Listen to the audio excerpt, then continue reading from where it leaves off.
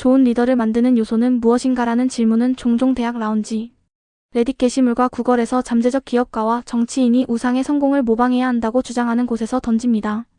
솔직히 말해서 좋은 리더를 만드는 요소는 실제로 매우 모호합니다. 사람들이 부주의하게 좋은 리더라는 용어를 던질 때 무슨 뜻일까요?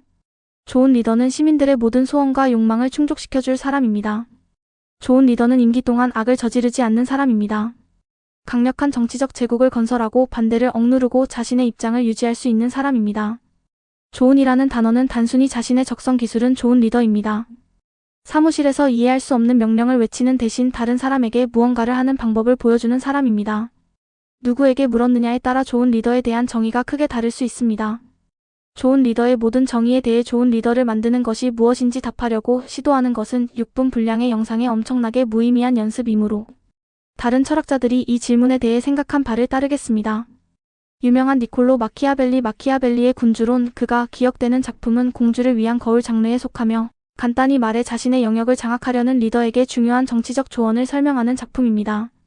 따라서 마키아벨리라는 이름은 좋은 리더를 만드는 것이 무엇인지에 대한 문제를 다룹니다. 모든 무게는 학계, 종교 지도자 및 기타 철학자로부터 많은 비판을 받았습니다.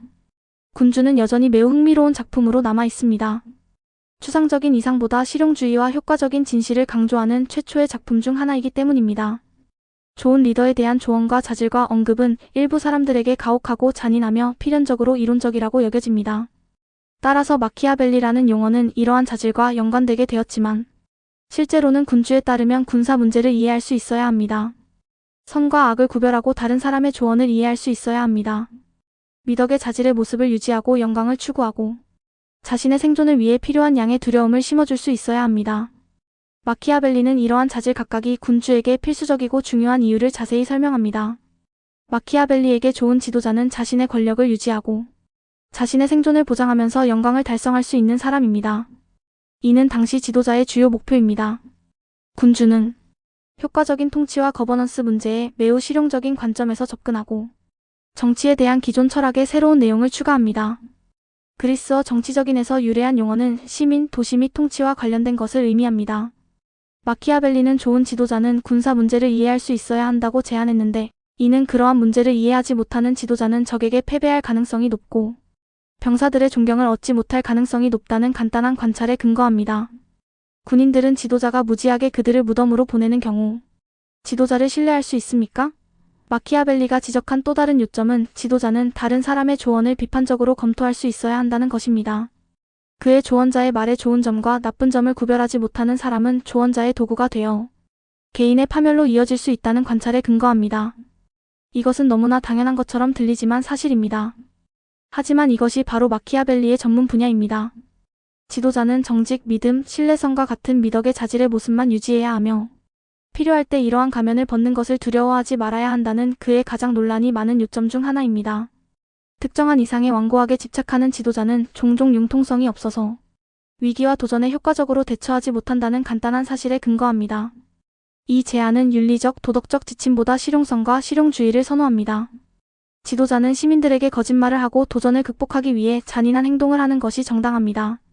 필요한 경우 권력을 행사하면서도 미덕 있는 인물의 이미지를 유지합니다. 결국 생존이 최종 목표라면 이것이 가장 실용적인 행동 방침 중 하나입니다. 물론 이 마키아벨리가 지도자들이 항상 거짓말을 하거나 단지 약속만 지키도록 지지한다는 의미는 아닙니다. 군주론을 읽을 때 고려해야 할 중요한 점은 니콜로 마키아벨리의 삶이 제공하는 맥락입니다. 군주론은 로렌초 대 메디치를 위해 쓰여졌습니다. 메디치 가문은 군주론이 쓰여지기 전에 그를 잠시 감옥에 가두고 고문했던 가문을 말합니다. 군주론은 마키아벨리가 로렌초 2세의 호의를 얻기 위해 쓴 작품이라는 점을 감안할 때 나는 군주론을 풍자 작품으로 볼 수 없다. 마키아벨리는 자신의 고향인 피렌체를 정말 사랑했고 그곳에서 추방당하는 것을 참을 수 없었기 때문에 그는 로렌초에게 자신의 유용성을 증명하기 위해 재빨리 그 작품을 썼고 그래서 그는 다시 소환될 수 있었다.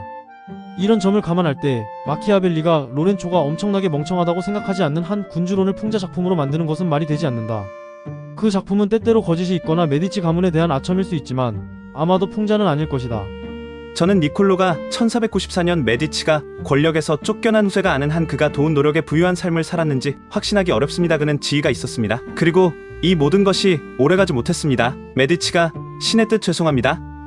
교황을 가지고 돌아왔고 그는 1513년 메디치에 대한 음모를 꾸몄다는 혐의를 받았고 투옥되어 고문을 당했고 그 후 은퇴했습니다. 아마도 항상 메디치가의 감시를 받는 정치범 유형이었을 것입니다. 그리고 나서 그는 좋은 친구인 로렌조를 위해 왕자에게 편지를 썼습니다. 저는 통치자는 긍정적인 대중 이미지를 유지해야 한다는 식으로 막연히 기억합니다. 그는 나쁜 짓을 할 준비가 되어 있어야 하지만 비난받는 것을 피해야 합니다. 하지만 당신이 말한 대로는 아니고 단어 선택은 매우 중요합니다. 제가 틀렸을 수도 있고 그가 그렇게 말했을 수도 있습니다. 왕자의 그 장을 지적해 주세요. 니콜로가 자신의 서비스를 제공한다는 것에 대해 저는 어딘가에 그런 종류의 글이 쓰여진 것을 기억합니다. 왕자에는 쓰여 있지 않지만요. 가능하다면 니콜로가 권력을 되찾고 싶어 한다는 증거를 보여주세요. 출처를 제공해 주세요. 솔직히 말해서 말이 될 수도 있으니까요. 글쎄요.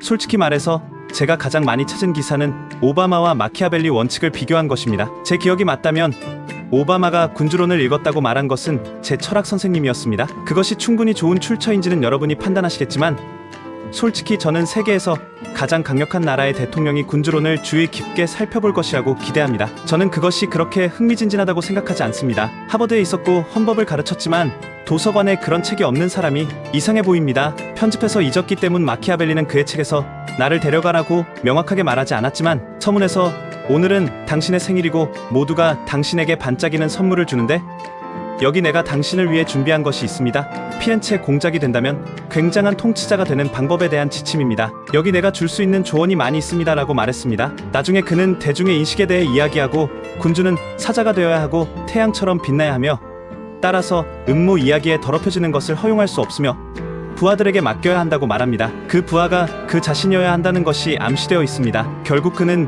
그 사람에게 편지를 써서 그가 어떻게 행동해야 하는지 정치 전문가에게 더러운 일을 하라고 말하고 그 모든 것을 잘 포장된 선물로 만들고 당시 그가 얼마나 대단한 공무원이었는지 말한 후에 말입니다.